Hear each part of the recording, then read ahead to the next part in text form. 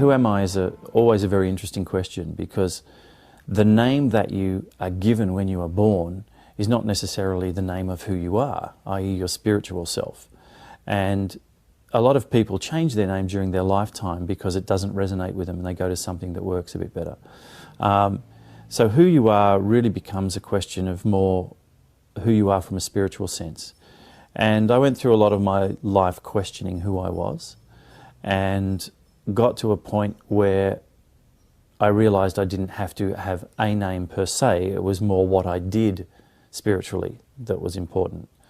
And I was connected to Source, and Source explained to me that in the galaxies and in the universe, there are a number of spiritual beings that are referred to by him, and the best way he could describe it was as keepers of light. Now, keepers of light are like roving librarians with microphones and video cameras. They go around and they record all the vibrational energies of a civilization and existence, and the way they do that is by incorporating into that existence. So they would incarnate into a human form and experience all the things that go on in a human form, and thereby recording it all in their DNA, which is a cosmic DNA. And they would spend hundreds, thousands of lives on a particular planet, recording everything. In particular, like on Earth, I've had over 4,000 lives here. Can I remember them all? No, I can't. But I get flashes every now and then when it becomes relevant.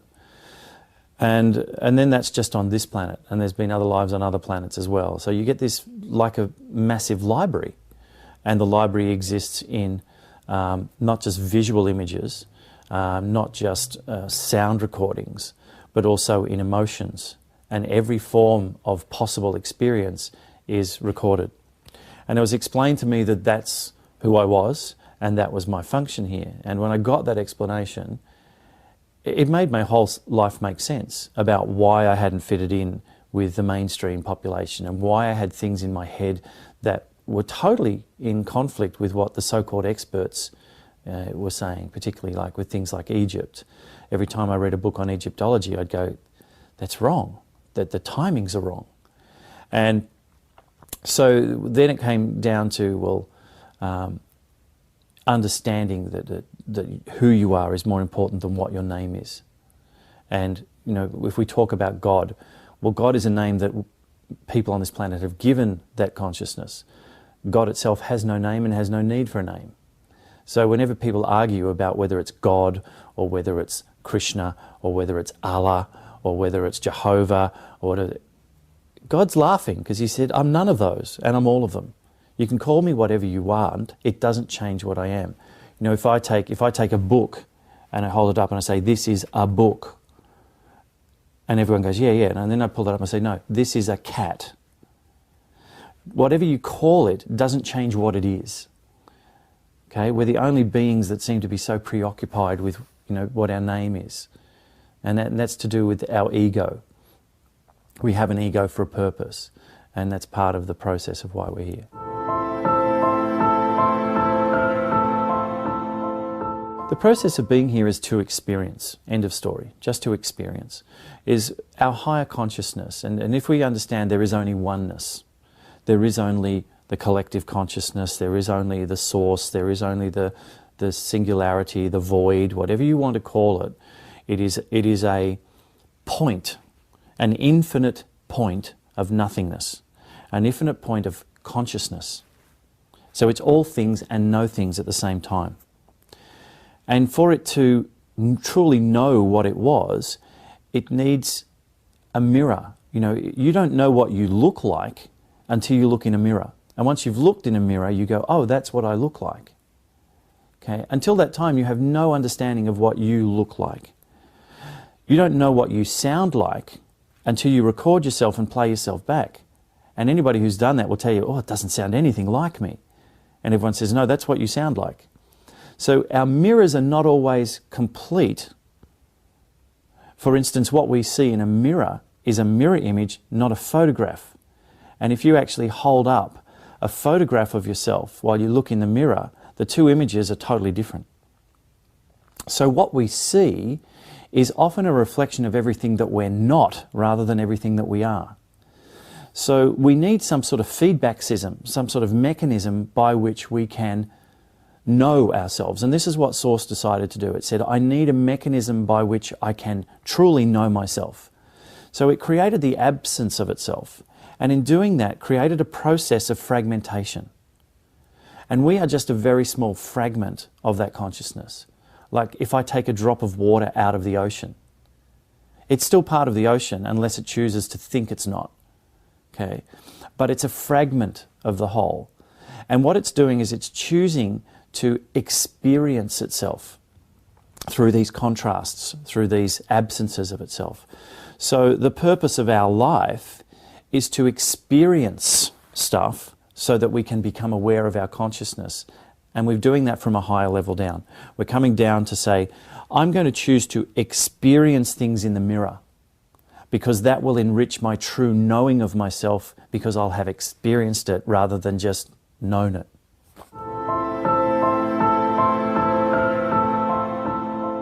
What's the point to all of this life?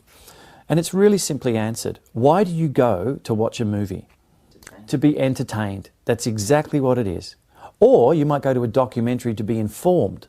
So the whole purpose of life is to find out more about yourself and to be entertained. You don't actually have to do anything. Okay? Things will happen along the way, the same way as in a movie things happen, but you don't have to do anything. The script's already written so that it will happen to you. So why are we here? We are here to experience the third dimension. The third dimension is slowed down energy. Everything comes from Source. Source is the highest vibration and all vibrations. But it started with the highest form. And then it starts to slow itself down. So as you come down through dimensional levels, and they're like, look, it's like a train track going from one place to another. There are train stops along the way which will have labels, but everywhere is continuous. So there's no fifth dimension and then a break and then fourth dimension and then third. It's like coming down through visible light. You know, if you look at a rainbow, you can't really say where red becomes orange, becomes yellow, becomes green and blue. It's a continuous shift and change. So this vibrational frequency coming down gets to a point where the more it slows down, it becomes light. And then from light it slows down, eventually becomes sound. And from sound it slows down and eventually becomes matter. So matter is slowed down sound in this spectrum. So the third dimension is the lowest form of vibration. Okay, and there are subsonic aspects of sound below which we can't hear and we can't see, and subsonic aspects of matter, but they're considered the third dimension. And the third dimension is the highest forms of density and the lowest forms of vibration in terms of this whole field. So it's a way of slowing down things. And if you think about it, if somebody's talking to you really fast and you can't understand them, you say, slow down, slow down. And as they slow down their words, you get a greater understanding. So the third dimension is Source's way of getting a greater understanding of who it is by slowing down everything to a point where you can actually understand more detail. Like in a film. If I run it through really fast, it all happens. But if I want a detail on a particular frame or something, I have to do it in slow motion so I can see the real detail. And I can slow it down and I can just pick one frame out and I can analyze that frame. That's all that Source is doing. Source is slowing things down into a third dimensional concept. As a child, I had repetitive visions of meteorite showers hitting the planet, repeated dreams of volcanoes erupting and huge lava flows, and of mountain ranges rising and falling. And these were very, very powerful. And people said to me, well, look, how do you know that's not your imagination? And there's a really great test for this, is I say, just imagine that you're on top of Mount Everest. You can imagine it, but you can't actually know what it feels like because of the lack of oxygen, because of the street cold. You can't feel it. You can just imagine it. But if I say to you, okay, now imagine that you're getting into a warm bath. Now you can feel it. You can remember what the water feels like. You can remember the sensations because you've experienced it before. So the difference between imagination and recall is that you emotionally can feel the circumstances. So in all of these visions, when I was seeing meteorites falling and that, I was actually feeling the sensation of being there because I'd been there in previous pole shifts. This is what I'm aware of now. So as a child, I had these very powerful dreams and visions that recurred over and over again. So I knew that there was some strength to that. Also around the age of 11, I became incredibly passionate about Egypt. And I just was living, breathing Egypt. And I knew that I had an affiliation with Akhenaten, who the Egyptologists were saying was Tutankhamun's father. But that wasn't resonating with me. It's like, no, he's not. And then every time I read a book on Egypt, I would go, this isn't true. This isn't true. There was so much stuff in there that just was made up. And yet all the Egyptologists believed it. So as an 11-year-old, who are people going to listen to? An 11-year-old who says the pyramids were never tombs, the pyramids were a giant battery, that there's more stuff under the ground there that hasn't been discovered. And I thought I must be wrong. And it never went away.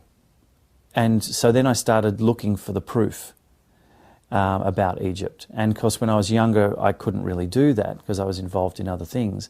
But I still had this incredible thing going on.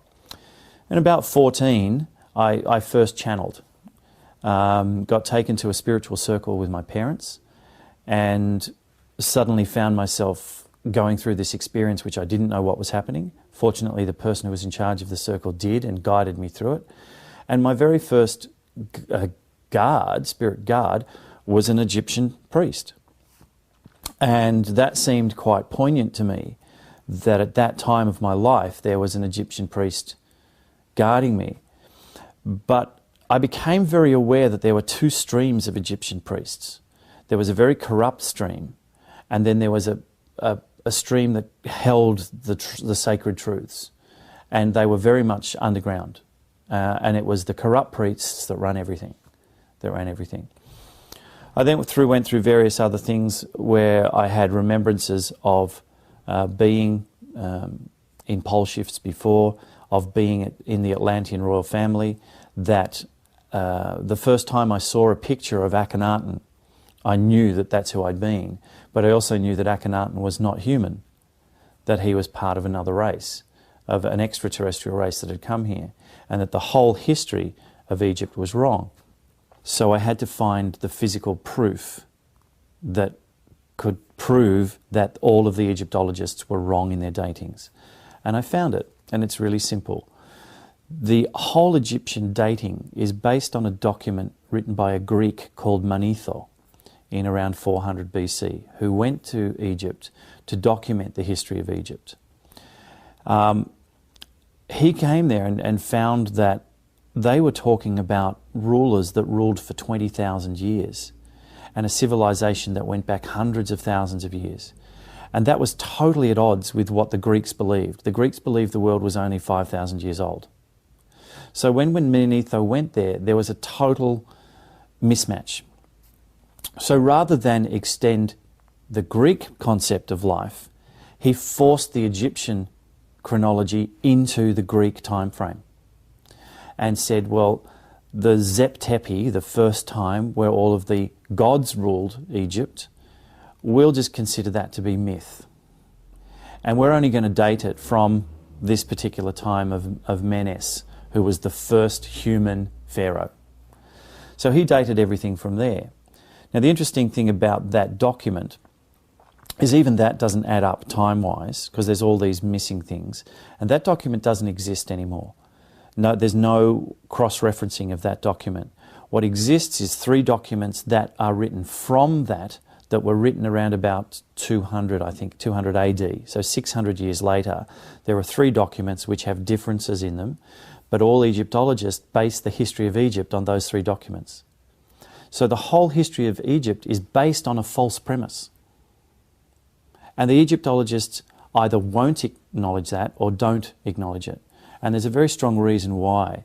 They've all gone to university for all of this time to get professorships, all based on that. So for somebody to come out and contradict it means destroying the whole basis of that very science, if you want to call it a science. So that they will not accept anyone who is not an Egyptologist, because they're not experienced, they're not qualified to do that. So that's why the documentation of Egypt is wrong. The next thing about Egypt is the physical evidence. So anyone who looks at the physical evidence will tell you that that couldn't have possibly been built by humans. There's no way known that that could have been happened. How do you move 2.3 million blocks that weigh anything from 2 to 10 tons? And they've done a check on it and said, well, if they had all the population of Egypt working 7 days a week, 10 hours a day during the day, it would take them 20 years to build that. But the Egyptologists will tell you, oh no, but they didn't work 12 months of the year, because they were actually having to do farming for 9 months of the year, so they only worked 3 months of the year. So suddenly when you start to work out how often they're having to put one of these 2 to 10 ton blocks in place, they were having to put them in 1 every 2 seconds. One every 2 seconds. It's crazy. This is what the Egyptologists will tell you. When you start to pull apart the story and you do the time frames, it just doesn't make sense. But they strictly adhere to that. And they say that they moved these massive things on logs. Well, there's no trees in Egypt, it's a desert. So where did they get all the logs from? Oh, they shipped them in from Europe. Millions of logs that they shipped in from Europe. Well, are there any logs left over? Oh no, because they burnt them all. Okay, what? They weren't planning on building any more pyramids and keeping them lying around? No, there's so many things. It's they get the dog chasing its tail, try to cover up the stuff that doesn't lie. So the evidence is compelling that there was some sort of civilization going there, and in fact going back hundreds of thousands of years. So I became very, very aware of that. And eventually my journey took me to Egypt, and I started getting major flashbacks and remembrances, in particular when I was around red granite. Because red granite is a sign of the older civilizations. There's 3 distinct layers that you can see there. There's huge evidence of there being a giant tsunami that went up the Nile, which obliterated temples. And you'll find temples that are buried in anything from 20 to 50 feet of silt. And they try to tell you that that silt has been laid down progressively over thousands of years. Well, how does a temple that might get 3 inches of silt laid down in a flood one year not get cleared away by the population so they can use the temple again? They just leave it, and then the next year another inch floods it, and they don't clear it away to use the temple again. They just go, no, let's just let the temple get slowly covered in silt by 1 inch a year. Doesn't make sense. It does make sense the whole thing was covered in a tsunami, and there is specific evidence that will prove that, and that's to do with the Santorini volcanic eruption around 1600. But before that, there were all of these temples made of polished red granite. We don't have the technology to be able to cut 10-ton blocks of red granite and polish them to the accuracy that they have. We just don't have the technology to build these temples. So someone who had a great technology did, and it was way before we came on the scene. Humans didn't build these things. So Egypt sort of pulled me back to find out the real truth of what was under the sand. And in the process of that, I connected with a number of people who were doing some scans of certain areas. They were trying to get to certain places in the back door without raising the awareness of the Supreme Council of the Antiquities. Now, that's a very corrupt body, of which Zahi Hawass is the head. He is a member of the Illuminati. He's become incredibly rich by robbing these temples and taking artifacts out of them for the purpose of the Illuminati. And I can back that up because in 2010, in April, there were some colleagues of mine who were on the rooftop of a hotel overlooking the area of the Sphinx and the Giza Plateau. They heard an explosion in the compound. They turned their cameras into the compound and they witnessed in the middle of the night tractors removing large sarcophaguses and statues from underground of the Giza Plateau. Now, why would you do these things in the middle of the night? And why has there been no disclosure from the Egyptian government about the discovery of these things? Because they're robbing them, and this is what they've been doing systematically. Whenever they find a location, they shut it off to the population. It becomes a military site. The whole Giza Plateau is a military site. It's not a world classified area. It's an area that is controlled by the Egyptian military. Because there are things underground there that they don't want you and I to know about. There are ancient technologies, all sorts of things there. It's a massive underground complex. The people that I've been involved with, and I have in my possession, a ground-penetrating radar scan of the Giza Plateau, which shows at least 9 chambers under the Giza Plateau that the Egyptian government are not telling people about. I have another scan of a location about 100 miles south, which is the famed location of the labyrinth. The labyrinth talked about by Manetho, which has hundreds and thousands of rooms in it, that contains all sorts of technology, charts, and the bodies of the gods that created the human race. This is according to Manetho. And I have a scan showing the ground underneath. This is about 10, 12 metres below the ground, which shows this catacomb of rooms.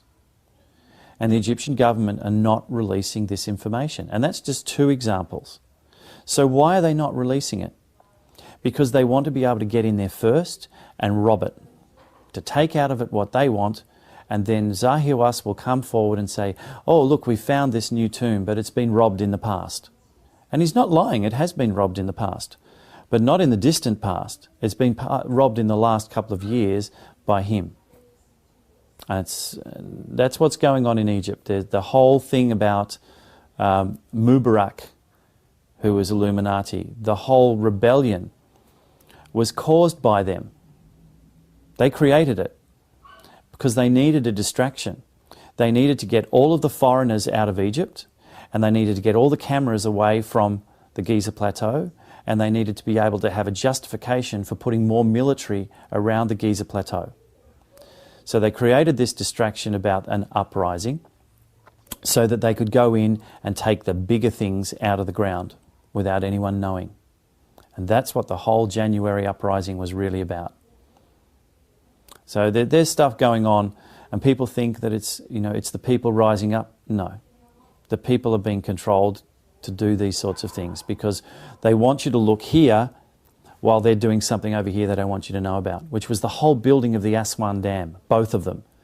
They built the Aswan Dam purely so that they could have all of this machinery around and they could shift all of these temples and save them. But what they were really doing was going into the temples and removing all of the stuff out of it. But they needed a cover story. So that's what the cover story was. And this goes on all the way through the American Civil War, all to do with cotton and all manipulation, all of these things. You can find huge examples of that. They've been systematically robbing these things for thousands of years. But they can only get to what they can get to with their technologies. So, of course, thousands of years ago, they could only get into some of the surface area and they weren't really aware of a lot of the spaces underground.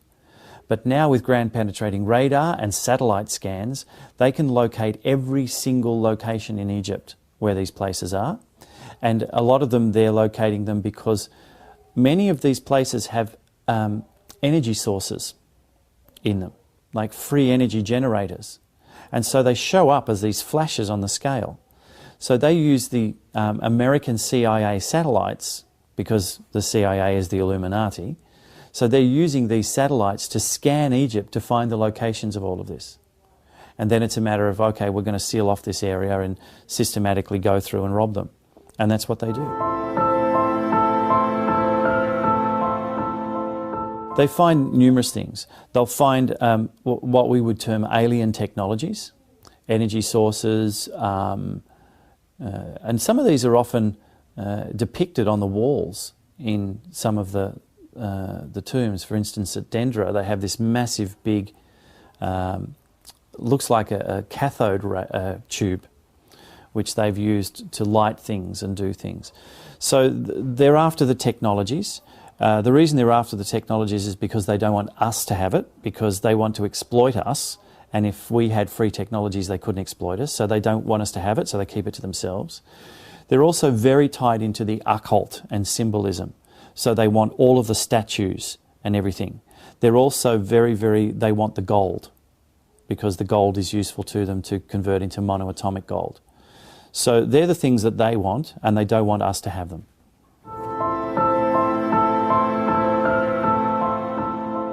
I think it was 2003 or 2004, scientists discovered that when you put a particular process to gold and you heat it in a particular way, that instead of gold having the normal crystalline structure that it has, it would form monatomic lines of gold. And that when it was in that form, which was a white powder, it had incredible superconductivity and anti-gravitational, and it had all of these amazing effects. And incidentally, that when you ate it, that it created heightened levels of awareness and prolonged life. And when you go back and you read things like the Bible and the Quran and all this, they talk about the manna as being a white powder, that this powder that they ate, that they would make into bread and eat, which would give them long life and give them heightened levels of awareness. So this comes from sort of the Anunnaki. That was their purpose of mining gold, was because that they could convert it into monoatomic gold. And there's various things you can read on the net that say, oh, it doesn't work, you shouldn't eat it, and all of that. Well, the Illuminati don't want everybody to know that they can get monoatomic gold and eat it and become heightened awareness. So they create all this misinformation about it. So that's what monoatomic gold is about. Look, I suppose channeling is different for different people. For me, what it is you're connecting to a higher aspect of yourself. For other people, they're connecting to a separate entity. But it's interesting because often those people who talk about channeling will also talk about that the whole universe consciousness is a oneness. So there seems to be a contradiction in terms when they say they're channeling a separate entity, and yet they also acknowledge that everything is one. And the explanation for that is that all you're doing is channeling a higher aspect of yourself. And depending on what you say you're channeling is dependent on where your filters are. Because we all run filters that help us experience our life without precognition. For instance, if you're meant to experience going through some traumatic event, but you have total pre-warning that it's going to happen, your experience of it will be changed because of your pre-knowledge of it. So therefore you will filter the knowledge of it to allow yourself to experience the true emotions of going through it first. So we do run filters to allow that to happen. A lot of that's happening with light workers concerning 2012. So channeling is really where you are tapping into higher awarenesses and bringing that information through either for yourself or for another person. You may channel information through to them to help them awaken or go through what they need to go through. Some people actually are tapped into a ritual. You know, they can't channel unless they go through a ritual, but they don't have to do that. They may do it the first time as a tool to get them there, but once they've done that, it should make no difference. I know for me, when it started to happen, it was something that happened to me, and from that moment on, all I had to do was basically just flick the switch on, and sometimes I didn't do that. Sometimes it would just be happening and I couldn't even control it. Sometimes I would walk into a shop and I'd be talking to somebody behind the counter, and then suddenly I'd be told to tell them all this information. So you have certain control over it and you don't. When you realize the more open you are spiritually, the channel is running all the time. You know, Source often says, there's nothing different between me talking to someone who's a channel and me talking to somebody who gets nothing. I'm talking to everyone every second of the day. He said, some people will listen and some people don't. And that's okay. I just keep talking to everyone. You know, there's no hierarchy. You don't have to go through a priest or a religion or anything that to access God, or whatever you want to call it. Allah. Allah is in, you are Allah. You are connected all the time. So the channeling process is so simple for everyone. All you have to do is listen to your inner voice. That's the first way to start. And often it comes through very subtly. Very subtly. It's just a hint of something. And most of us will brush it out of our mind and not listen to it. But then down the track we go, oh, I knew I should have trusted my gut instinct, or I should have done, yeah, I had a feeling about that. So everyone gets it, but most people brush it off. But once you learn to hone into it, it's like, let's say there's a really fuzzy image, and you go, oh, I can't really see it, I'm not going to bother. But the more you focus on it, the more you can bring it in to focus. And then it becomes crystal clear, and the picture becomes very strong. So you learn to be able to focus in on it, and everyone can do that. It's no big deal. Religions were a means by which the priests or the people who had the sacred knowledge could control the masses. So what they do is they take away the true essence of knowledge of connection to oneness from the people. Now you can't get it unless you come through me, because I'm going to take all the sources from it away from you. But not only can't you not get it from me, is I'm going to play around with it and encode it in such a way that unless you're initiated by me into understanding the code, then you're going to read it one way and not the way it's really meant. So it's written in two ways, so that only the initiated can understand the symbologies behind it.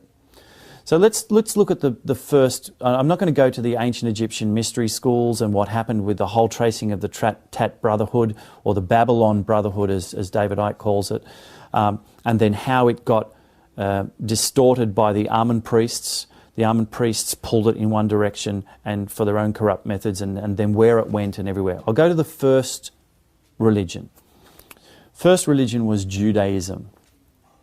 And there was no Hebrew tribe, and all of this is all constructed. But let's understand the facts of who Moses really was. Because the first 5 chapters of the Old Testament were supposedly written by Moses. But who was Moses? We know that he was in an Egyptian family, an Egyptian royal family. We know that he was supposedly found on a river as a baby. Well, that story goes back to Sargon in the Sumerians era. So that's a borrowed story. So who was he really, and how did that religion came about? Well, one of the things I've put down in my book, Red Granite, which was channeled information came through, is that there was a vizier, and at the time of around about 1600 BC, curiously enough, there was a division in Egypt. And Lower Egypt, or the northern part if we look at it, was ruled by invaders from the east called the Hyksos, or sometimes referred to as the Habaru. And you can see how Habaru can be distorted to Hebrew. And in the southern part of Egypt, or Upper Egypt, was the descendants of the original Egyptians who had the true sacred knowledges. So there were 2 pharaohs. The pharaoh in the north was a pharaoh called Apopi. And he had a vizier called Joseph, who was one of these Habaru invaders from the east. Now, Joseph is the Joseph we know as Joseph in the Technicolor Dreamcoat. Okay, the Joseph who had all the dreams. And Joseph was sent by his Pharaoh to go to southern Egypt to get the sacred knowledge from the southern Pharaoh, Sequenera. He had the ancient rituals of resurrection. So he had the true sacred knowledge of what was really going on. And the northern one didn't have it. So he wanted to feel that he was a true Pharaoh and have this resurrection right. So he said to Joseph, I need to get this information. Joseph sent 2 of his brothers down to southern Egypt to see the Pharaoh to get the information. And they finished up murdering Sequenara because they couldn't get it. They were angry with him. They tried to beat it out of him and they killed him. And there's a great book called The Hiram Key by Christopher Knight and Jonathan Lomas, I think it is, which details that because they were actually trying to find the origins of Freemasonry. So they found a lot of these clues there. And what they found was that Joseph, in fact, had ordered his brothers to go down there and get this information. The next bit of information they didn't have was what happened next. What happened was the southern pharaohs, the son of Sequenera, Kamos, there was a civil war. They wanted revenge for the death of their father. So they caused an uprising against the northern pharaoh. And a civil war ensued. And Joseph, because they were losing, packed up his bags, stole as much gold as he could, and took about 6,000 other Habaru people, invaders, and they fled Egypt, chased by now the Pharaoh from the south, Kamos. And they fled at the very same time that the volcanic eruption in Santorini was going off. Okay, so these things were linked together. And that link was happening at the same time as Nibiru was passing through. So all of these events were happening at the one time, 1600 BC. Joseph flees with all of the gold and all of those bits, and he also took with him a cabinet, which they call an ark, which inside it had a giant crystal that used to sit inside the so-called sarcophagus inside the king's chamber of the Great Pyramid. So he stole this crystal because it had incredible transmitting powers inside this ark. This is the Ark of the Covenant. So he steals this crystal, and the Egyptians are furious about this, not just because he's killed the southern pharaoh, but for other reasons, obviously, because he's stolen it. So they get chased across, and he goes, and most people think that Mount Sinai is in the Sinai Peninsula, you know, where Moses went to get the 10 Commandments. It's not. It's in Saudi Arabia. It's across the Red Sea. And there's evidence there. It was discovered in 1984, and if you go onto YouTube, you can actually see footage of the people who discovered it and images of it. It's in Saudi Arabia. So Joseph goes across and he flees, and the Pharaoh gets trapped in one of the tsunamis that goes through and kills him. His younger brother, Ahmose, then sets up the beginning of the 18th dynasty. Okay? But Joseph's now fled and he's across the water, and he's trying to keep control because he's used to being in control, and he's a megalomaniac. And he's got all of these people who are on the verge of internal fighting. Where are we going to go? What are we going to do? So he goes to the top of the mountain there, and there's a Midianite god in that area.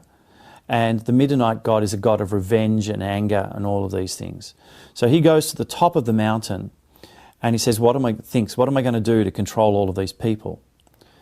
So he says, I know what I'm going to do. And he chisels out onto 2 stone tablets 7 commandments.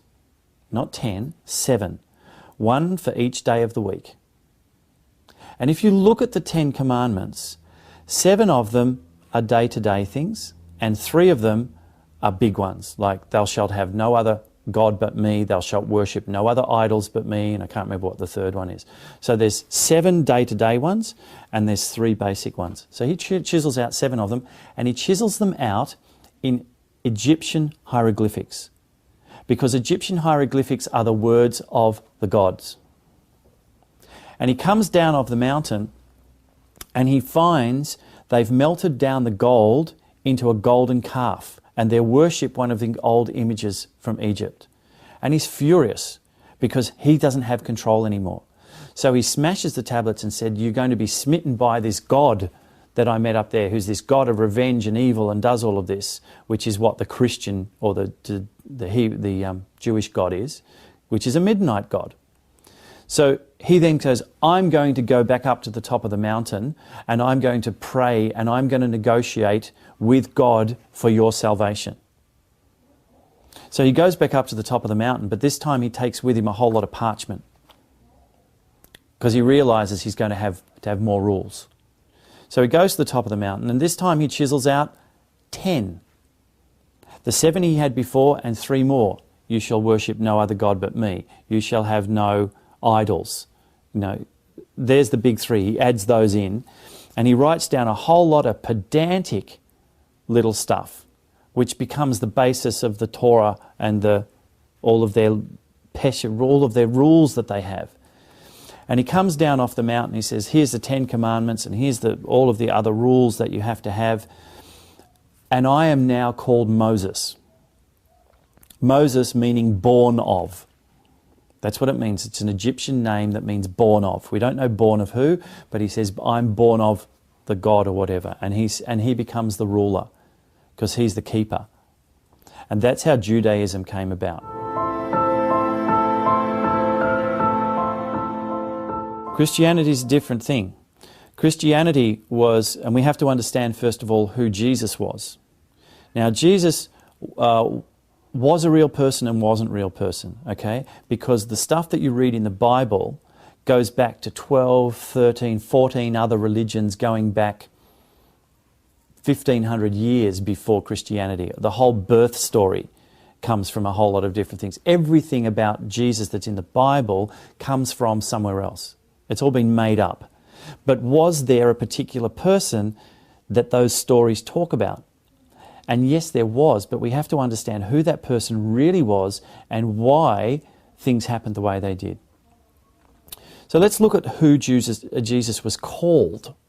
He had the title, the Son of God and the King of Kings. Now the title, the Son of God, comes from Egypt. It was a title reserved for the Pharaoh. The Pharaoh was called the Son of God. And the title, the King of Kings, had its origins from the Roman Empire, in particular Caesar. He was the King of Kings. He was the ruler of the Roman Empire. Okay? There's only ever been one person in history who had the title Son of God, King of Kings. And that person was the son of Julius Caesar and Cleopatra. And his name was Caesarion. And he was born around about 40 odd BC. We can't say exactly the date because there were 3 different calendars going on, but we know around that period he was born. And when Caesar was murdered, Augustus sent out assassins to kill Caesarion, to kill the offspring of Caesar, so that Augustus could be the rightful heir. And while Caesarion was still alive, Caesarion was the rightful heir of the Roman Empire. So Augustus sent out people to kill him. And there are 2 reports. One says that Caesarion was killed, and another one that says that he escaped. Now, if you were sent out by Caesar to say, did you kill him? You would come back saying, oh, yes, he's dead. Because if you didn't achieve your goal, you're going to be killed. Do you remember in Snow White when the Queen sends the woodcutter out to get the heart? And he can't do it, but he comes back with another heart and says, yes, yes, I did it. It's the same thing. Cleopatra is totally aware of what's going on, so she sends Caesarion, who is then a child of about 11 and 12, away to the Far East in the protection of her 2 most trusted servants, male and female, and they become foster parents to Caesarion. And he goes off to the Far East, and there are documents saying that Caesarion arrived in Nepal and studied Buddhism, or studied the Hindu teachings, because Buddhism came later, but studied the Vedic teachings of the ancient Sumerians and all of that, in Nepal for about 25 years, 20 years or something like that. and in that time changed his name to Iesu. Pretty powerful stuff, isn't it, that someone would do that? Then went back to Egypt when he was 30, where he sought out his half-sister, because Cleopatra had had twins to Mark Antony and then another son as well. So the twins were Cleopatra Selina and Ptolemy Philometor, or 15 I think it was, I can't remember which was which. And they were twins. So he goes back and he finds them and he marries his half-sister, which was the custom of the ancient Egyptians, because that kept everything in the bloodline. Because all of this sacred knowledge was inherited through the female of the race in the DNA. Okay, that's a whole other story. So we get this situation. He goes back and he marries his half-sister, and he has a half-brother who is a twin. Okay, now there's all this speculation that Jesus had a twin brother. And it says it's in the Bible. And so people say, oh, Jesus had a twin brother. No, he had a brother who was a half-brother who was a twin of his wife, who was his half-sister. Okay, so here they then go off to Jerusalem, because where is he going to try and put this new teaching, this new understanding he has through? He's the rightful ruler of the Roman and Egyptian empires. So that whole region he's the rightful ruler to, and he has an incredible philosophy of love and sharing and all of that. So he goes with his sister and his half-brother, a sister who's his wife, and they go to Jerusalem, or to Qumran, and they form the core of the Essenes and their teachings. And people recognize him. Are you the Son of God? Well, you say I am. He denies it, because if he knows it, then he's going to be killed. But the Romans know who he is. Okay? And the Pharisees know who he is, because he knows the truth about the Judaic religion. So he writes a whole lot of scrolls. They write a whole lot of scrolls, and they bury them in various places around the place.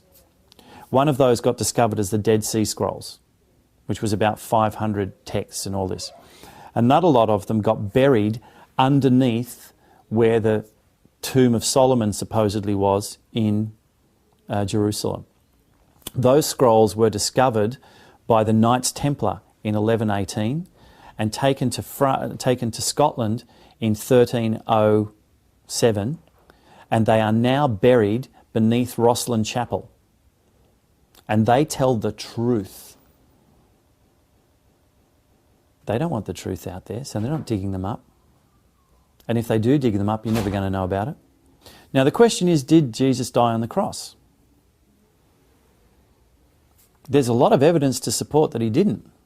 That he might have been crucified, but he got taken down off the cross because it was Passover and you weren't allowed to have people up on there.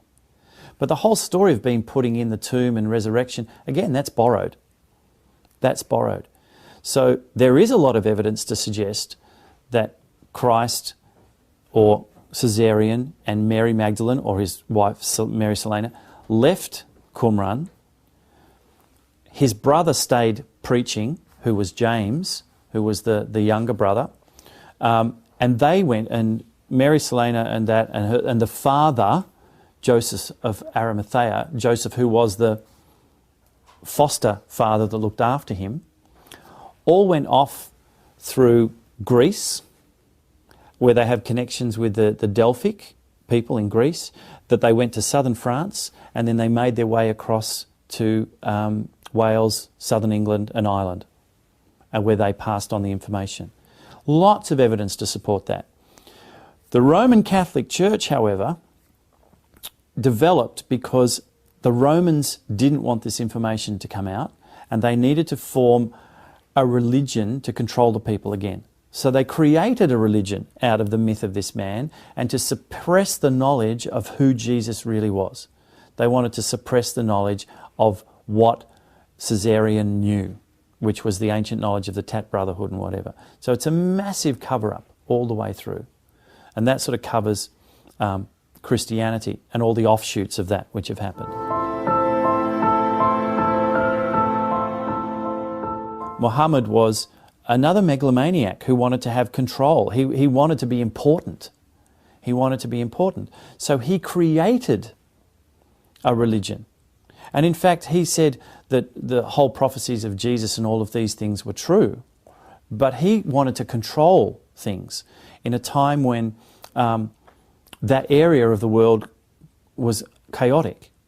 And he wanted to be a powerful person to control everything. So he went around saying, I'm acting on behalf of the Prophet, I'm acting on behalf of Allah, and I'm killing people, and if you don't believe me, I'll kill you. Well, that's what all the religions have done. If you don't believe me, we're going to kill you. So you do that enough, people will start, out of fear, to believe you. So all of those main three religions were all created by megalomaniacs who wanted to control or big note themselves, and their way of doing it was to threaten everyone.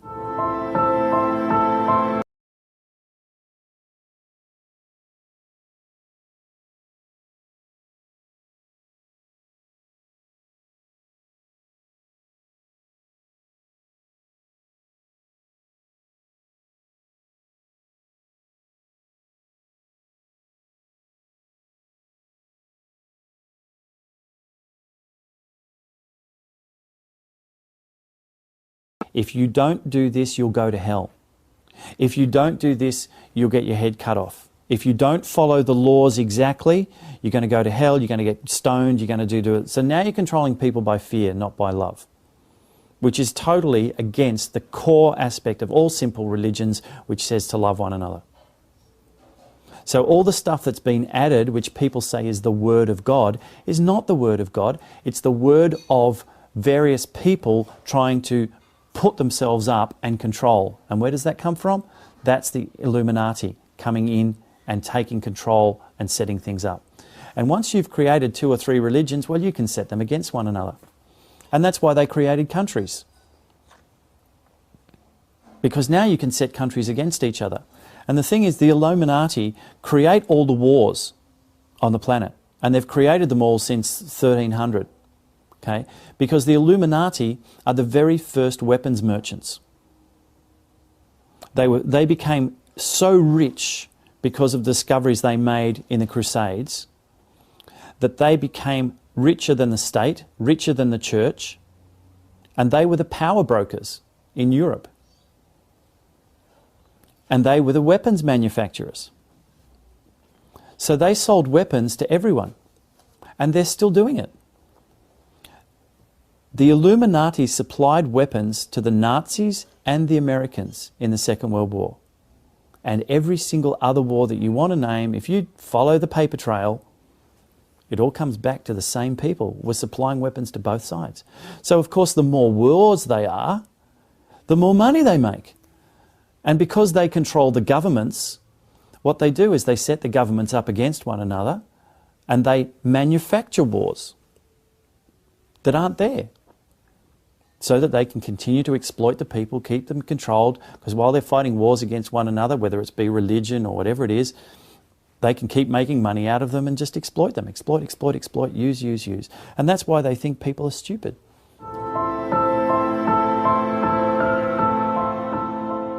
The greatest answer to that is, define what God is first, and then I can tell you whether I believe in it or whether it exists. Because everyone has a totally different answer to that, of what God is. Some people see God as a separate being that is all-powerful, that they have to submit to. Some people don't even believe there's a God. And you say, well, how do you explain the whole universe and everything? They'll come up with science's explanation. And science's explanation is changing every 24 hours as they come up with new information. Science is something that continually proves itself wrong. That's what science is. And you only have to look at the history of science. 100 years ago, man couldn't fly. Impossible. Oh, now man can. More than that, we're going to but we can't fly to the moon, we can't leave the planet. Oh, we've done that too. Okay? Science continually proves itself wrong. And the more science goes down the track, the more they're realizing that what the spiritualists are saying is actually true. Because this universe does not exist in reality. It only exists in perceived reality. You know, you can watch a film what you're watching now, is just dots of light reflecting on your retina. I'm not real. I'm not real. I'm just dots of light. But if you perceive it to be real, then you will believe that I'm a real person telling you real things. It's not. It's a perception. It's part of that choosing to experience. It's part of the illusion.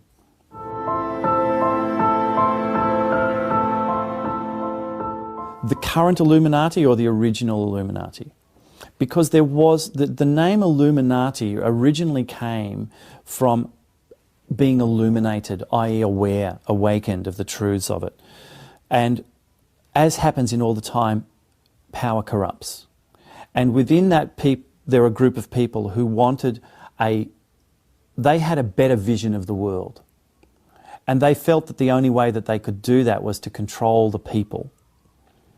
But in doing that, the ultimate power corrupts everything. So they became controlling to the point where they believe that they're right and everyone else is wrong. Now, and they also are very much controlled by the Dracos in terms of their agendas. And they've worked their way through and they control every government, every major corporation, you name it, it's all controlled and it all filters back to a handful of families. And it's all to do with the bloodline. So we're talking about the Rockefellers, the Rothschilds, the JP Morgans, the royal families of Egypt, royal families of Europe. They're all tied into this bloodline. And that bloodline happens to be reptilian. It's a reptilian bloodline. And that's why we're so aware of people like George Bush and the Queen and that being able to shapeshift. People have seen them doing these reptilian shifts and going, whoa, because they're of that bloodline. So they're controlling everything through fear. What's their agenda? Ultimately, their agenda is they want to get into the fifth dimension. But along the way, it's all about just control everything and keep the sheeple as sheeple.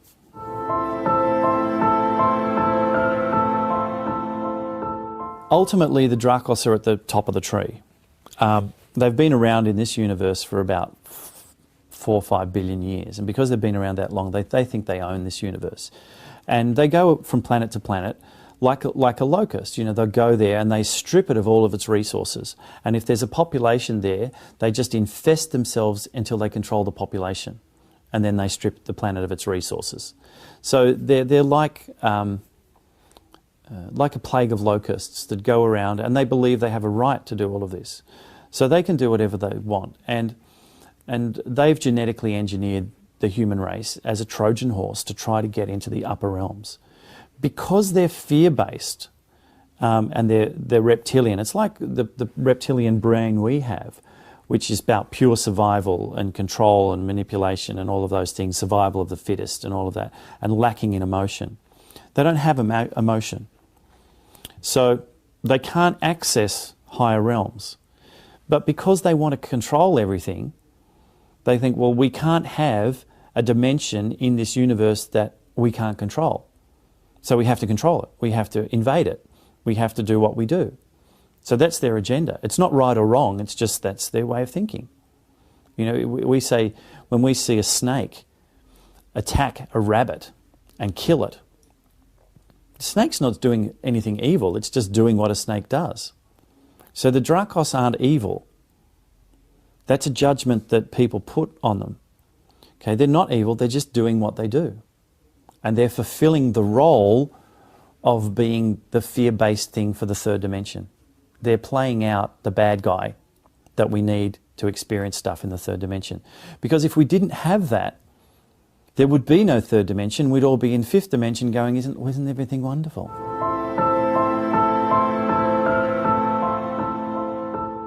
Their physical form and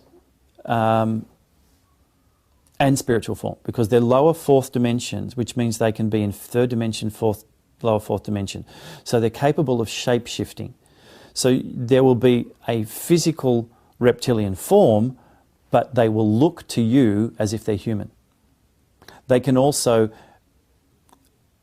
their consciousness can oversee a physical human form, like a shadow. Okay, so see, we get so locked into thinking that our human body is solid. And science tells us it's not. It's 99.9% space. Okay, but we perceive it solid because of our own filters. So therefore, it's quite possible for another entity to exist in the same space that you exist. And if your switches are switched on, then they can control you through those, like a remote control. But if you flick those switches off, they can't control you.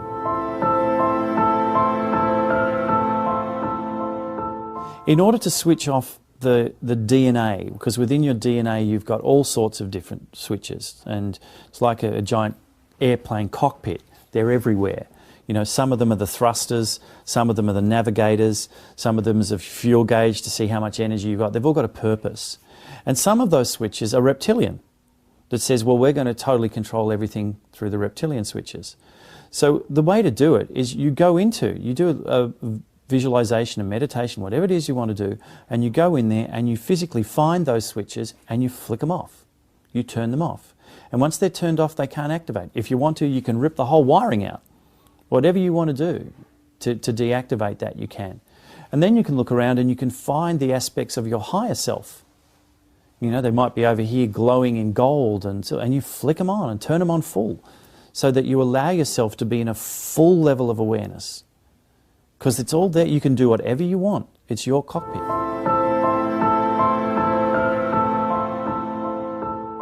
If we had a whole lot of 9-foot tall reptilians walking around the planet, people would freak out. Okay? So what better way to control the masses than to have an organization of hybrid forms that appear to be human but are totally controlled by you, or you're part of their running their agenda, and they do all the dirty work for you under the guise of being good. See, we have a United Nations, and the United Nations is a Drakos-run organisation. But if you tell the people they're doing good things and you publicise, and this is where controlling the media helps as well, if you publicise all of the good things that you do here, while at the same time you're totally ripping the shit out of everything down here, people only see that.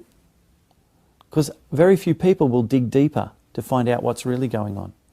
Very few people have dug deep to understand that the AIDS virus and Ebola virus and swine flus and all these things were actually created by these people. And it's documented.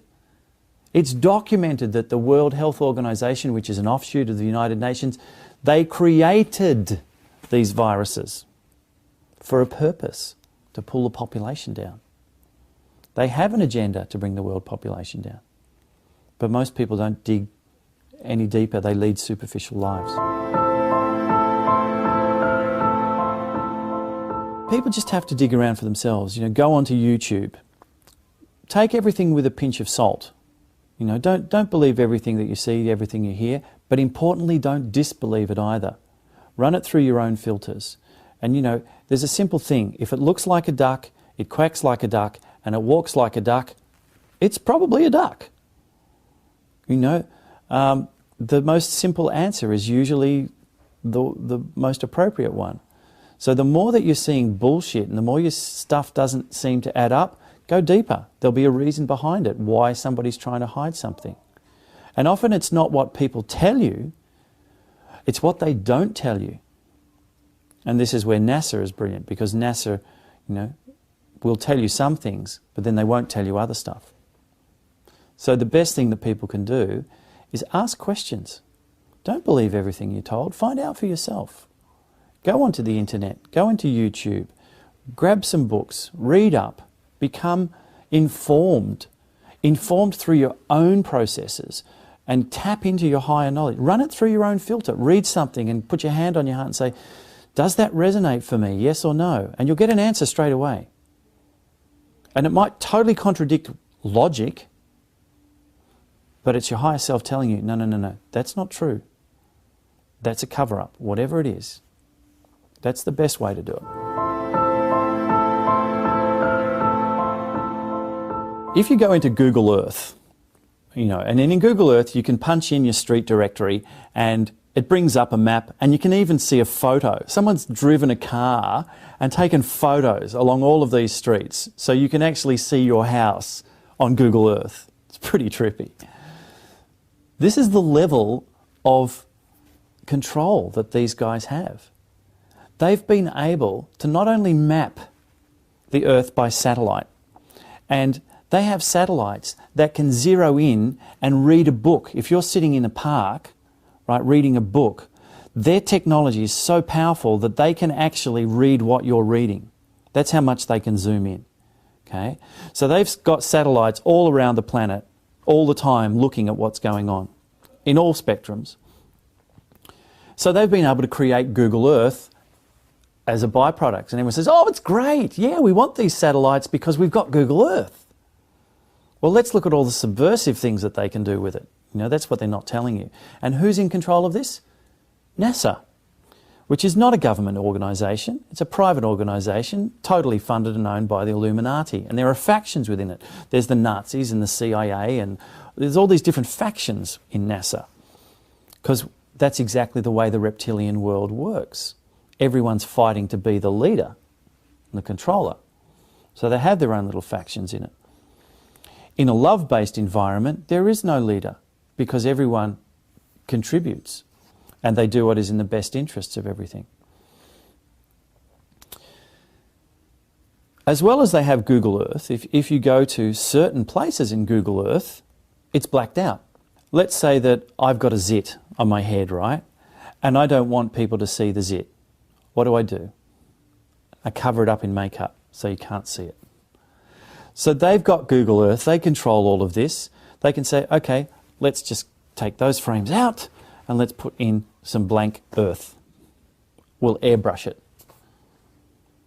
Because we can control that. We can do what we want. But there are... That's when it becomes interesting when you go to Google Sky. Because Google Sky is with all the satellites that they've put up in the air, they've got all of these images of the whole galaxy. You can see the whole galaxy from there through their satellites in normal spectrum and in infrared spectrum. And that's where it becomes interesting because you've got this section in Virgo which has been censored out by a black square. Sorry, what do they not want us to see? A star? What's in behind the black square that they don't want to see? And in fact, you may have been able to track down through some of the other links that I've got that there's a binary star system behind there. Well, that's no big deal. Why would they block out a binary star system? Because there are other binary star systems. So the only conclusion is, it's not that there's some supernova going on there or something happening on it. The only conclusion that you can come to as to why that section is blacked out is there must be something coming from there that they don't want you to see. Now, it could be an object, and that object could be a natural object like a comet or something like that, which was on a collision course with Earth or something like that. They don't want us to see it. It's not the most likely option. The most likely option is that there's a fleet of ships coming from that area. Oh, we don't want people to know that, because if there was an object like a comet, well, we've got comets coming around all the place, so we wouldn't worry about that. The only reason that you would block out part of the sky would be if there was some sort of alien force or presence coming this way from that star system.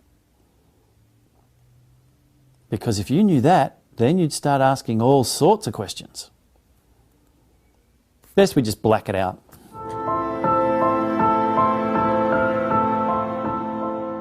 They think most people are stupid, that they don't even know Google Sky exists, and they wouldn't even know to look in that constellation.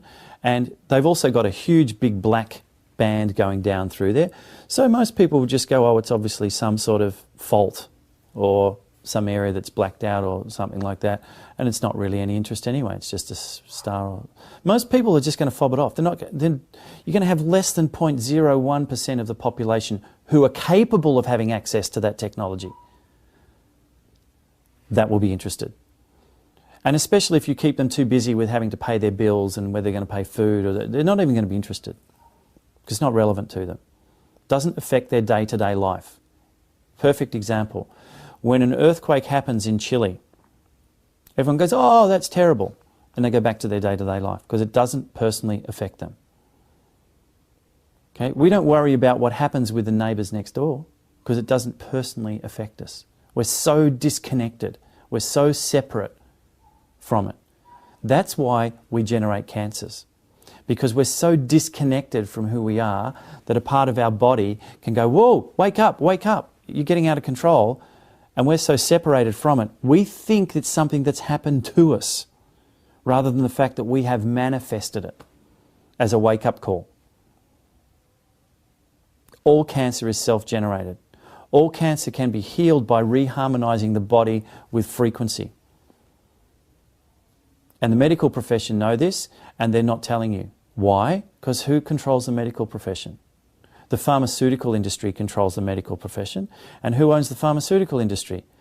Gee, the same guys who are doing all the cyanide gas in Germany.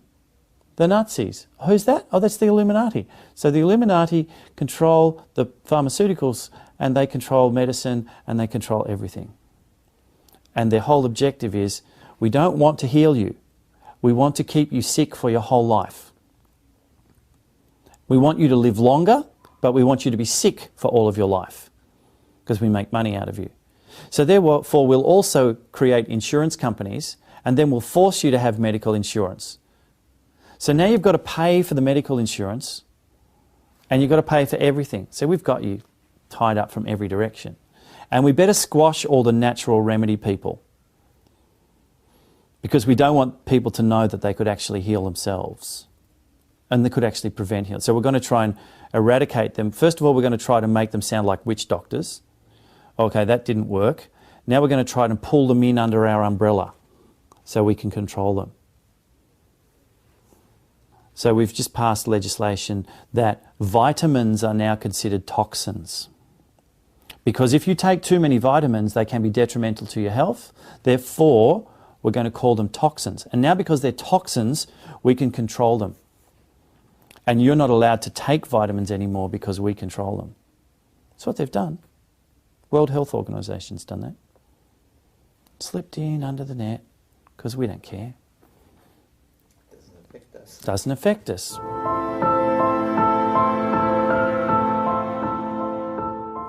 Give you an image of a single-celled organism compared to the whole planet. That the single-celled organism is really only aware of its immediate environment. Well, we're the single-celled organism. And in fact, we're not even the single-celled organism because our Earth is a consciousness. The same way that we think that our body is we're one consciousness. But every single cell in our body is an individual organism. It can function on its own. It has mitochondria and all these things in it. It's a separate consciousness. That's why you can take the heart out of something and it keeps beating, because it's still got a consciousness about it, and parts of the body will still move. They have this residual consciousness. But over the top of that, we have an imposed consciousness of ourself. Okay, so we control all of these individual things. We're the head of it all. Well, Gaia, Earth consciousness, is the same. It controls all the consciousnesses on the planet. And the Sun, because the Sun is 99% of the mass in our solar system, it is the overseeing consciousness that controls all the planets and all the things in our solar system. Well, our solar system is a blip in the Milky Way galaxy. And the Milky Way galaxy has a consciousness that oversees all of the solar systems in our Milky Way galaxy. And our Milky Way galaxy is part of a local cluster of galaxies which has a consciousness. And that local cluster has a consciousness. And that local cluster is part of an even bigger and bigger and bigger. So where does it all end? Specifically relevant to us, there is a galactic federation, for want of a better term, which is a group of 5th, 7th, 9th, 11th dimensional existences who oversee what happens in this galaxy. And the overriding rule is that free will must apply, that no one is allowed to interfere with the free will of any being. Everyone is allowed to express whatever they want to express. That does not negate cause and effect.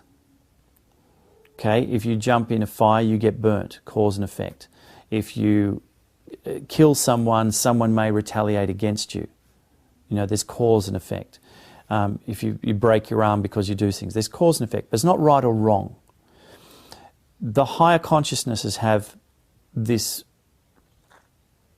guardianship to ensure that free will happens. But they understand, for instance, that the Drakos are playing the role they have to play as the bad guy, because we see ourselves as a good guy, and so they allow that to happen. It's more,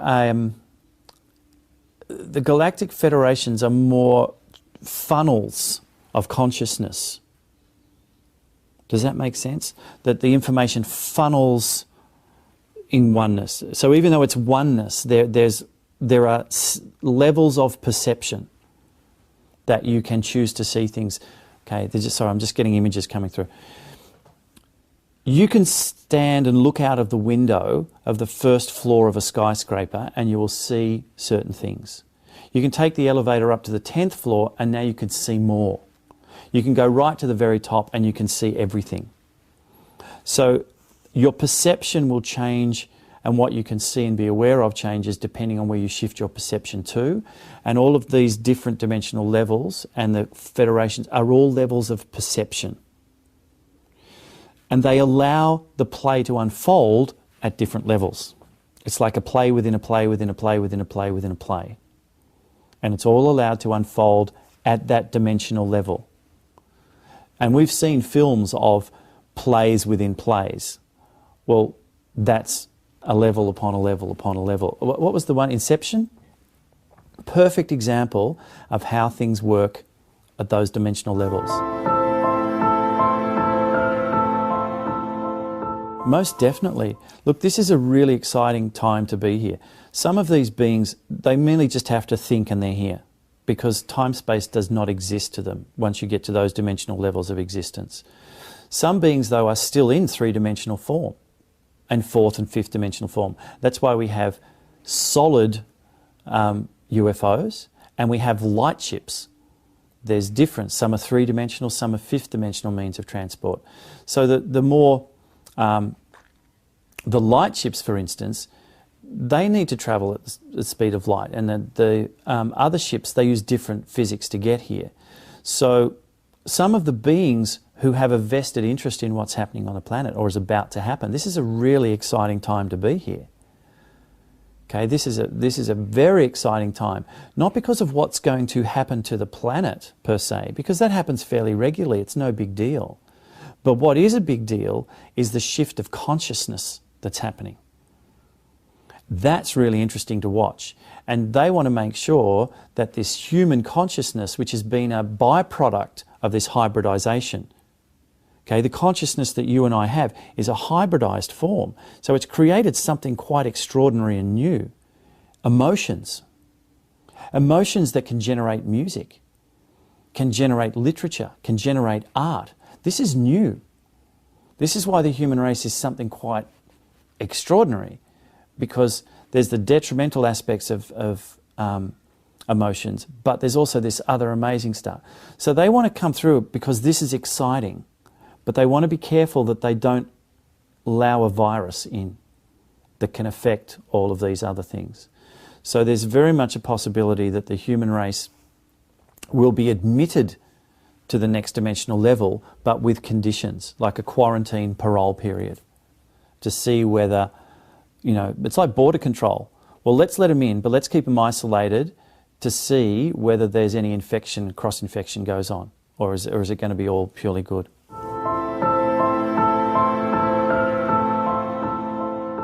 Well, that's what everyone's caught up with. They've got caught up with this idea that we have to ascend to fifth dimension. And the perspective is to understand you're all dimensions. Because if you're oneness, there is only one spectrum and it's all connected. but it depends on where you choose to view it from. Now, people who are choosing to think that they're this drop of water separated from the ocean will then think they have to make a journey back to the ocean, not understanding that they have all of the contents of the ocean in them. You know, I can say to someone, okay, they're giving me an image. Let's say we've got the ocean and the ocean is God, which is all dimensions. And then I take a massive bathtub load of water out of it. And I go, okay, that's seventh dimension. And then I take a small bucket and I take a bucket out of the tub and I go, okay, there's fifth dimension. And then I take an eyedropper and I take a drop of water out of the bucket or out of the cup and I go, okay, there's third dimension. So they're all part of the one, but it all degrees on where your perspective of separation is. So fifth dimension, you can't ascend to the fifth dimension because you already are fifth dimension. You're already seventh dimension. You're already 10th dimension. You can be whatever dimension you think to create. You can create 1 billion dimensions if you want. And they all exist if you create them, because that's what Source is doing. Just pure thought. So it creates, you know, fractals? How you just keep going in and keep going in and keep going in and keep going in, and they just keep repeating over and over and over and over and over and over again.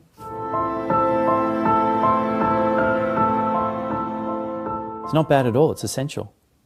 Because it's the very first thing that Source did. Is it separated from itself to create the absence of itself, so it had a mirror and a duality. It's the absolute essential mirror, separation. But it doesn't mean you have to stay there. It just means at the maximum point of separation, you have the maximum amount of conflict. Therefore, you have the greatest scope for experience. Separation is neither bad nor good, but the function of separation is to give you the maximum experience of not being connected to love.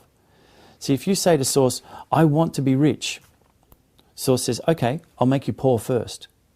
Because you need to know what it's like to be poor before you can appreciate what rich is. Oh, I need to know what it is to be healthy. Okay, well, we need to make you unhealthy first so that you have a contrast. Because if you don't have a contrast, you have nothing to compare it to. You don't know what healthy is. You don't know what happy is. You don't know any of these things until you've had the contrast. Well, the more separation you create, the greater appreciation you have for what it is to be totally in oneness. But it's that separation that creates all of the scale of level of experience. It's just an enrichment. So when people are totally separated, they're at the maximum level of conflict, maximum level of fear, maximum level of experience. They'll get sick of it eventually, which is exactly what happens to people. They get sick of it and bored with it, and they want to come back to be happy. I don't want separation. I want us all to be one. Because they're now bored with that. But because now they can have a full appreciation of this.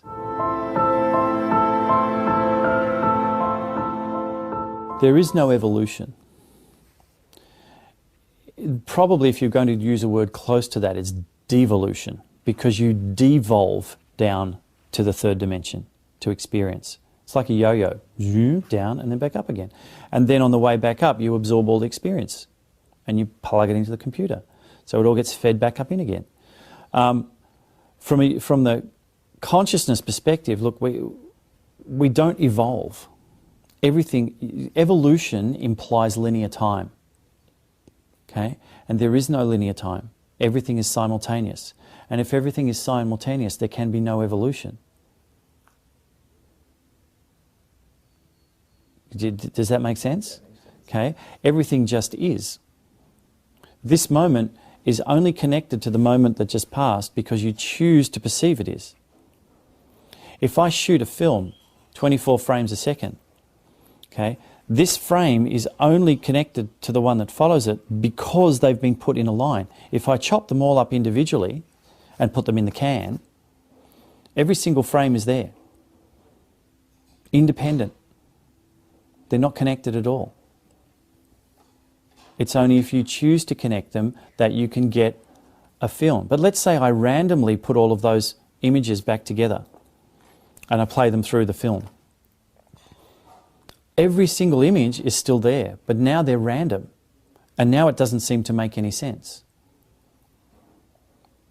Doesn't seem to make any sense unless you have a higher perspective that can see that all of those frames are independent. The current public perception is of a date, December 21st, 2012, of the people who are aware of that date. So when you say 2012 to people, most people say, oh, that's supposed to be the end of the world. That's sort of the general layman person. The people who are slightly more informed will talk about Revelations, the end of the world. They'll know the date, December 21st, 2012. And then you get into the spiritual people who talk about it being, it's a point of ascension. So they all have a perspective based on a date. The date itself is a fallacy, doesn't exist. And it comes from a paganism aspect, which is about the winter solstice date. And it actually has no relevance whatsoever. It's been plucked out of the air. It's not in the Mayan calendar.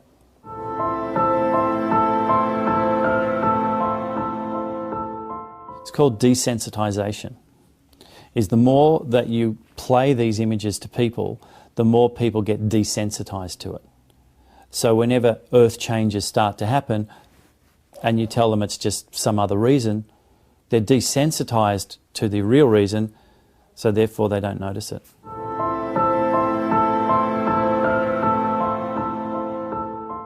The truth is that there is a brown dwarf that has an orbit around our sun. It's been part of the binary system of our sun since its very formation, has a number of planets around it, and it's coming through in a very close path with our Earth, and that close path is in September this year, 2 months away from where we are now, and it will cause massive Earth changes. It will break down our protective shield. We will be bombarded with cosmic radiation, earthquakes on a scale that you can't even comprehend, wildfires. The surface temperature of the planet will go up to 60 degrees, probably even more. All the volcanoes will erupt, ones that have been dormant for however many years. Tidal surges, tidal waves, the moon will get pulled out of its orbit, the Earth will get pulled out of its orbit. We will go through an asteroid tail that's being pulled in behind it. We're talking about massive global geographic changes that happen on a regular basis on this planet.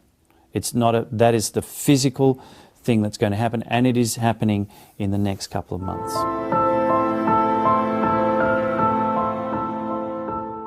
The date 2012 has been an artificial thing that's been placed in there. It's not Mayan. People have tried to match the Mayan calendar to our calendar by backtracking and try to line things up. But the Mayans talk about astronomical events, which helps to line things up. And that's why we know that there's going to be something happening towards the end of next year, because the Mayans talk about a double eclipse. They talk about the passage of Venus in front of the sun, in front of Orion, I think it is. So we can look at it and we can trace it to those events to know the Mayans are talking about something that happens when those things are in place. And that is the end of next year. So that's an astronomical event. It's not the 21st of the 12th. It's actually a period of transition period that the Mayans talk about, which is from around mid-December through to the beginning of February. And that's exactly the time it takes us to go through this photon band. So that's what the Mayans are talking about. Everybody else has dumped everything on top of it. All of the end of world scenario has been dumped into that date. And the date was created by the Illuminati for a reason.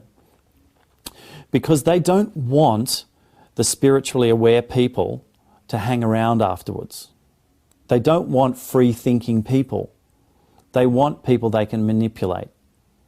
So therefore, what better way than to create a false date after the event so that all of the spiritual people who are preparing for the end of 2012 will be caught totally unprepared by September 2011, and therefore will all perish.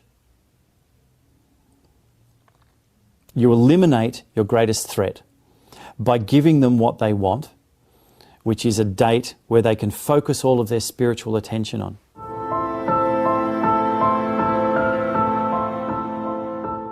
We know that there's a brown dwarf star, which is a companion star to our sun. NASA has even announced it and then tried to suppress it all and do all of this. And they've tried to make it sound like it's billions and billions of miles away and it's way out in the distance. But we know that that's what's caused all the Earth changes in the past, and we know that that's the real cause of global warming, because a brown dwarf throws off huge amounts of infrared heat. And if we look at the data, the other facts that are out there, we've seen that every planet in our solar system is heating up at the moment. There have been big changes going on chronologically or through Neptune, Uranus, Saturn, Jupiter. There are changes that have been happening which showing whatever this thing is happening is coming in as we speak, and has been coming in over the last couple of years through the inner solar system. We're seeing an increase in the levels of volcanic activity and earthquakes on a massive scale. 140, 200% increase in the magnitude and frequency of earthquakes just in the first 4 or 5 months of this year. There's been an increase compared to last year and previous years. So there's this spike happening. Something's causing that. And when we start to say, well, okay, what's causing that? There have been alignments between a body that NASA is referring to as Elenin, which they're calling a comet, and yet they have all their infrared telescopes focused on this comet. Comets supposedly just a bundle of dirt and ice. So why they're focusing infrared satellites on it, I don't know. If it was a comet. If it wasn't a comet and it was a brown dwarf, that would make sense. It also would make sense because every time this object is in direct alignment between our sun and the Earth, there's a major earthquake. And gravitational waves, when they line up, cause amplifications, which would cause earthquakes on the planet and volcanoes. And every single time this is in alignment with our Earth and either the sun or some other body, there are earthquakes going on. You can predict them based on the alignments. And I've gone down in record to say, look, and I have to double check on the August the 6th one, but I think there's going to be one next Saturday. There'll definitely be one August 17th. And I've got a fair idea where it will be in the northwest part of America. But when those things happen, and you only have to look at the proof, you don't have to be a rocket scientist to make that prediction. It doesn't mean I'm some massive psychic. I'm not making a prediction on that there's going to be an earthquake based on channeling. That's based on science. The location of where it is being based on channeling because I got told it last year before I'd even found this scientific information. So we're in a position to say, look, here's the scientific evidence to support all of this. And it's NASA. And NASA, of course, like the Illuminati, they hide everything in the most obvious spot because it's their way of saying to you how stupid you are because I've put it right under your nose and you didn't even notice it. Because then they say, oh, we're not hiding anything. You know, what are you talking about? You know, it's a comet. Every time there's been a comet previously, NASA's been jumping up and down months in advance saying it's going to look spectacular across the sky, you know, everyone should get a telescope and look at it. This is coming within 21 million miles of the Earth, so close. And NASA said nothing about it, absolutely nothing.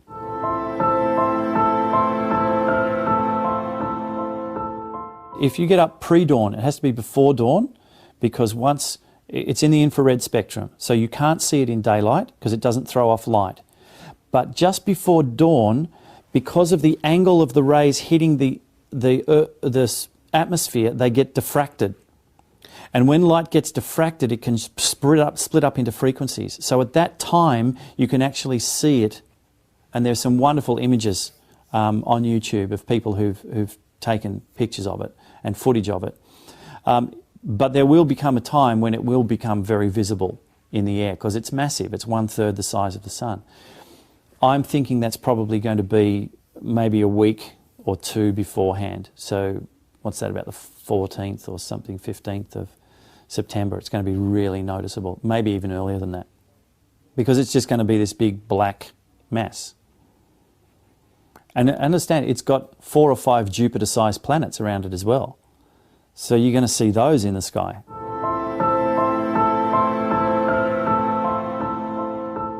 Once people start to ask too many questions, and they've fobbed it off by saying, so they've introduced a lot of red herrings. A planet called Tyche, which they say is potentially out there, which they've said is, you know, outside the solar system, and then suddenly it will appear. So for a while they'll try and bullshit us by saying, oh, it's this other planet Tyche. And then people go, oh, okay, well, what's the implications? Because now we're noticing more tidal stuff happening and earthquakes. So what they do is once it gets to that point where they go, all right, they're asking too many questions, it's getting to this financial collapse. Totally collapse the financial markets of the world. Because now people are going to be more worried about the fact they haven't got money and food than about that thing in the sky. So they divert by creating a bigger problem. And they're setting it up. They've been setting it up with the Greek economy, they've been setting it up with the American economy, they've been setting up with Italian and Spanish economies. And they're all being delayed and propped up at the moment by little stopgap measures because we can't see it yet. But the minute we become too aware of it, they'll collapse the total world financial economy. And you won't have access to money. Money won't exist anymore. Only what you've got in your hand. You could have $100,000 in the bank, gone, because the bank's gone. And your money doesn't exist. Electronic money is an illusion. The only money that exists is the cash you have in your hand. So anybody who's wise will take all their money out of the bank and either stuff it under their mattress or put it in a safe deposit box. Because if it's in a safe deposit box, you can still get it because it's your property. Because they don't know what's in there. Those people who don't, give it 2 or 3 days. When people realise that they can't get money, they won't go to jobs. So now they're going to have to feed their families. The supermarkets will all be empty and total anarchy will rule. And that's when they bring in the military and they start shipping people off to detention centres where they're going to feed them and look after them and do all of that sort of stuff.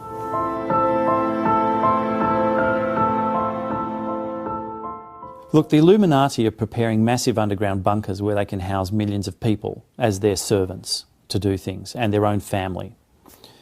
A lot of those underground bunkers are actually going to be compromised, filled full of water, earth, they won't be able to get. They're actually building tombs for themselves, but their arrogance makes them think that they're going to be able to survive it. The reality is that they think that even the highest parts of them, the highest ones in the Illuminati, are going to be taken off planet by their reptilian keepers.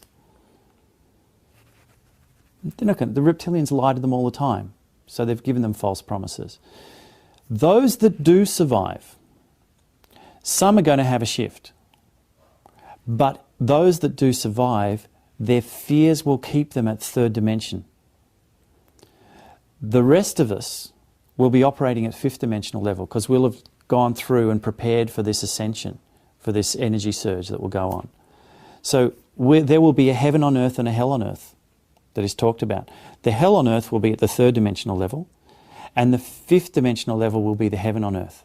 Exactly the same space, but just different dimensional vibrational stuff. We won't be affected by all of the crap that's going on.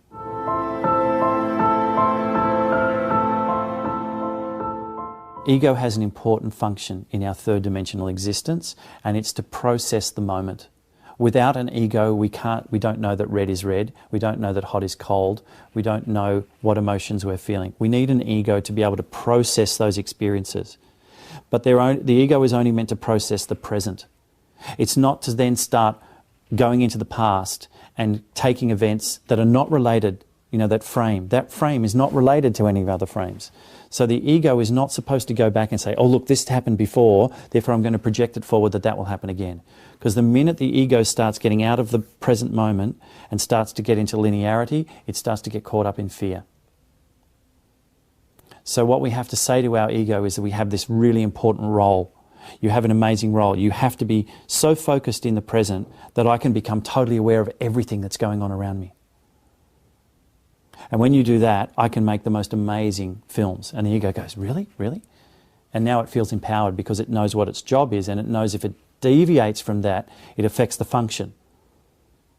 It stops me from operating at my maximum. So all of these people that talk about suppressing their ego and eliminating their ego, the ego just fights. It says, no, I've got a job to do, and it won't go away. So now they're in battle with their own ego. You know, your higher self creates this ego as your processor so that you can comprehend the experiences you're having. It's like the filter and the absorber all at once. It's sort of there. It's really important. But if you allow it to do more beyond that, now it's going to start pulling you into fear-based linearities. Whereas if you can stay totally in the moment, allowing your ego to fulfill its function of absorbing everything, every sound, every light experience, then you can stay at your 5th level of awareness or more all the time, because you're not being run by fear. And then the Dracos agenda just doesn't run through you.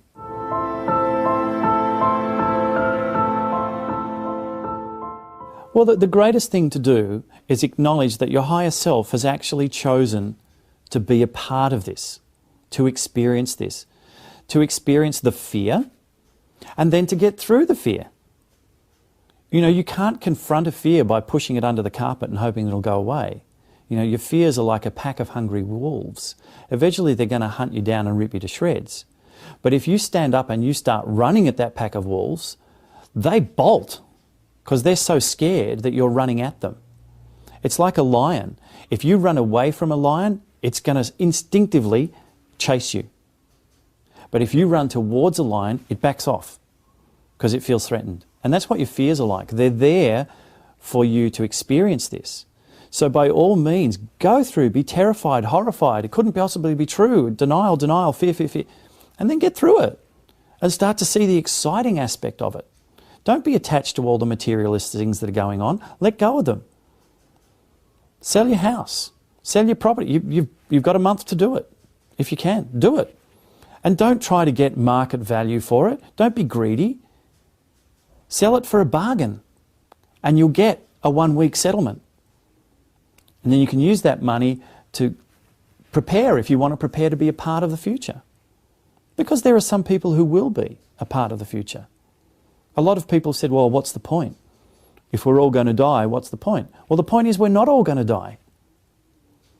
The point is some of us are going to survive with an awakened level of consciousness and be the beginnings of an extraordinary time on this planet. Well, I want to be part of that. That sounds amazing.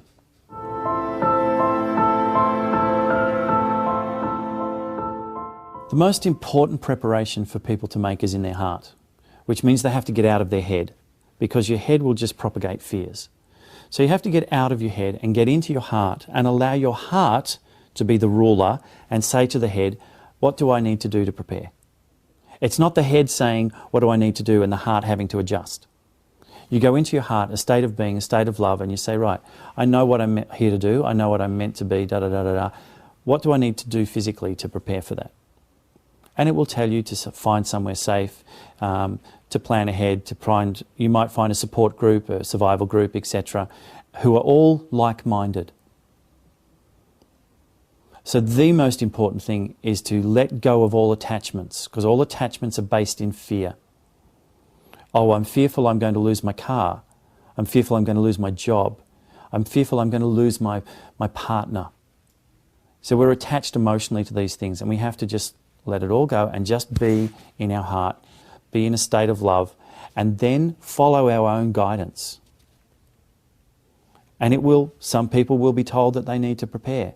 But not to prepare out of fear of what's going to happen, but to prepare for what happens after these events. There are the higher dimensional aspects and beings who are going to be there to guide us through. That's if you are of human consciousness.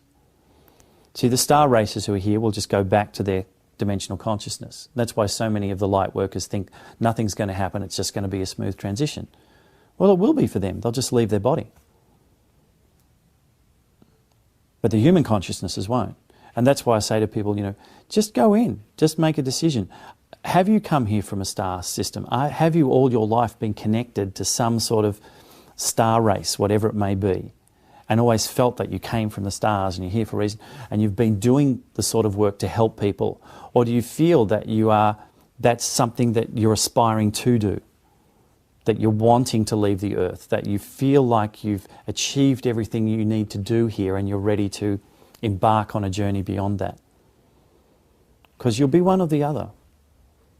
No one is better than the other. This is the great thing. In the eyes of Source, no one is better than anyone else. Everyone plays their part in a film. You're a filmmaker. You know the person who holds the sound is just as important as the person who runs the camera. It's just as important as the director. It's just as important as the extra in the background drinking a cup of coffee. We all have different responsibilities, but we are all integral into the success of that film. And if one of us doesn't play our part right, the film is incomplete or doesn't function properly. And that's how Source sees everything. No ego.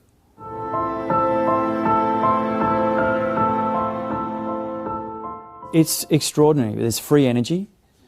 All the energy is based on magnetics, and it's all free. There's amazing creativity. There's a credible sense of community and love. There's no partnerships anymore. People are just part of the community. There's love. Children are looked after by everyone. It's an extraordinary time. It's everything that humanity aspires to be. And we're going to be helped rebuilding. You know, these fifth dimensional beings are going to help us rebuild. And we're also going to be able to manifest whatever we want. They're going to teach us and educate us how to fully use our powers of manifestation. It's an extraordinary time for the human consciousness. I'm not part of the human consciousness. I just happen to be in a human body. And there are other people like that as well. And we're here to help that human consciousness get through this. Why would you not want to be part of that? Why would you allow your fear to say, oh, well, I hope I'm one of the first who dies when it happens? And that's okay. If that's what your journey is, then that's what you can do. But what about your children? Why are you making a decision for them? Well, maybe they made the decision to come in to not have the decision. But everybody's fear will be pulled to the surface, because that's the only way you can deal with it. Everybody's fear will be pulled to the surface so they can deal with it. 99.9% of the population will stick their head in the sand and hope the whole thing will go away. But we know what happens when you get your head stuck in the sand, your ass is stuck in the air, and someone's going to come along and go. But we had to have that separation first for us to truly appreciate what that's going to be like. If we go into it and we don't know anything different, we don't have gratitude and appreciation for it. So we had to have had all of these shit times with all the separation and all the greed and the self-service and all that sort of stuff for us to truly appreciate what we're going to rebuild. This has been an important part of the process in the film. Where are we in the film? We're coming up to the final turning point, where everything starts to go absolutely haywire. The final turning point. This is the height point of the drama we're coming up to. And as a filmmaker, that's, you know, you structure everything around that. You've got to write a really brilliant opening to a film. And your best writing is at the end, because you have to tie everything in together. But your most creative aspect is that turning point. And that's where the most drama is that turning point. And that's where we are now.